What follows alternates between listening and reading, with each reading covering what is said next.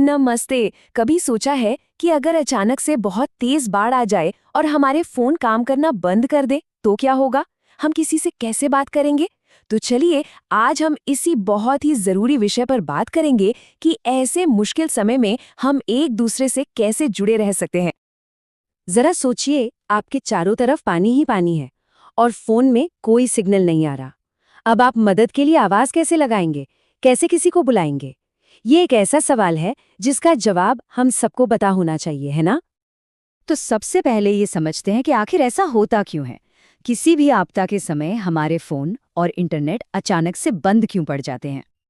देखिए, जब बाढ़ या भूकंप जैसी कोई बड़ी मुसीबत आती है ना, तो हमारी दुनिया मानो एक पल के लिए रुक सी जाती है। जिन चीजों पर हम रोज निर्भर रहते हैं, वो अचानक काम करना बंद कर देती हैं। अच्छा, इसके ना 3 बड़े कारण हैं। पहला, जमीन के नीचे जो तार बिछे होते हैं वो टूट जाते हैं। दूसरा, बिजली चली जाती है। और तीसरा, मोबाइल के जो बड़े-बड़े टावर होते हैं ना, उन्हें नुकसान पहुंचता है। मतलब एक के बाद एक सब कुछ बंद हो जाता है। आपको अंदाजा है कि कोई आपदा कितनी बड़ी हो सकती है? साल 2008 में जब कोसी नदी में बाढ़ आई थी, तो करीब 27 लाख लोग बेघर हो गए थे। सोचिए, ये संख्या कितनी बड़ी है। पर घबराने की बात नहीं है। हमारे पास ना कुछ सुपर हीरो जैसे तरीके हैं जिनसे हम तब भी बात कर सकते हैं जब हमारे नॉर्मल फोन काम नहीं करते। चलिए आज उन्हीं के बारे में जानते हैं। इन्हें कहते हैं वैकल्पिक संचार प्रणालियां। अरे, इतना भारी भरकम नाम सुनकर डरना नहीं। इसका बहुत सीधा सा मतलब है बात करने का एक बैकअप प्लान। तो हमारा पहला तरीका ना बिल्कुल जादू जैसा है। ये हवा में कुछ अदृश्य तरंगे मतलब इनविजिबल वेव्स भेजकर संदेश पहुंचाता है। कोई अंदाजा लगा सकता है कि ये क्या है? जी हाँ, ये है रेडियो संचार। अच्छा, आपने घर में रेडियो पर गाने तो सुने ही होंगे। वो बिना किसी तार के हमारे घर तक पहुंच जाते हैं ना, है ना? बस ये भी बिल्कुल वैसा ही है। ये हमारी आवाज को बिना तार के एक जगह से दूसरी जगह भेजता है। अब ये रेडियो काम कैसे करता है? देखिए, जैसे हम अलग अलग जगहों पर जाने के लिए अलग अलग सड़कें इस्तेमाल करते हैं, कोई छोटी गली कोई बड़ा हाईवे, वैसे ही रेडियो भी अलग अलग दूरी पर संदेश भेजने के लिए अलग अलग तरह की तरंगों का इस्तेमाल करता है। चलिए, अब मैं आपको एक बहुत ही खास तरह के रेडियो से मिलवाती हूँ, और इसे चलाने वाले लोग तो सच में हीरो होते हैं। इसे कहते हैं हैम रेडियो। अब ये जो हैम रेडियो चलाने वाले लोग होते हैं ना, ये हमारे उन दोस्तों की तरह हैं जिन्हें रेडियो चलाना बहुत अच्छे से आता है।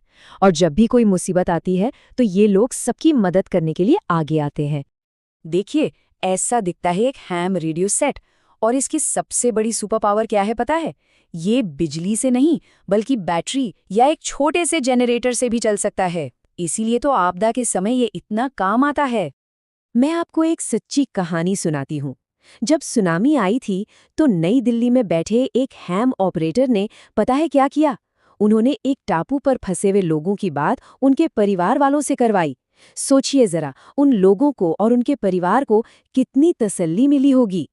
और ये जानकर आपको बहुत अच्छा लगेगा कि हमारे देश भारत में करीब 15,000 ऐसे हीरो हैं जो हैम रेडियो ऑपरेटर हैं और हमेशा मदद के लिए तैयार रहते हैं। अच्छा, अब हम बात करेंगे हमारे सबसे सबसे भरोसेमंद दोस्त की, जो हमारी मदद आसमान से करता है। जी हाँ, मैं बात कर रही हूँ सैटेलाइट की। इसे कहते हैं उपग्रह या सैटेलाइट संचार। अब देखिए, सैटेलाइट तो अंतरिक्ष में मतलब स्पेस में होता है ना? तो जमीन पर चाहे बाढ़ आए या भूकंप, उस पर कोई असर नहीं पड़ता। और इसीलिए जब नीचे सब कुछ बंद हो जाता है तब भी ये काम करता रहता है। ये जो आप देख रहे हैं, ये सैटेलाइट फोन है। ये बचाव करने वाली टीमों के लिए एक जीवन रेखा की तरह होते हैं।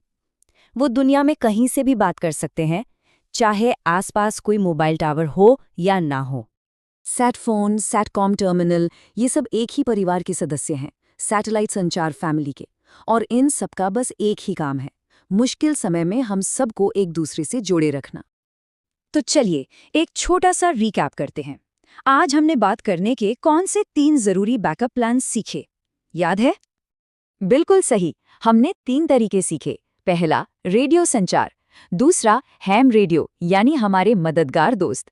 और तीसरा, सैटेलाइट संचार मतलब आसमान से मदद। ये तीनों तरीके आपदा के समय किसी की जान बचा सकते हैं। अच्छा, अब जाते जाते आपके लिए एक सवाल। जरा सोचना कि इन 3 तरीकों के अलावा और क्या मजेदार या क्रिएटिव तरीके हो सकते हैं जिनसे हम मुसीबत में फंसने पर मदद के लिए संदेश भेज सकें। सोचिएगा जरूर।